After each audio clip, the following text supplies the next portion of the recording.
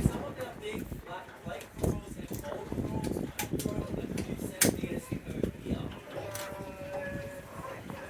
So when you see them at really large size, you can imagine them being 300 to 400 years of age.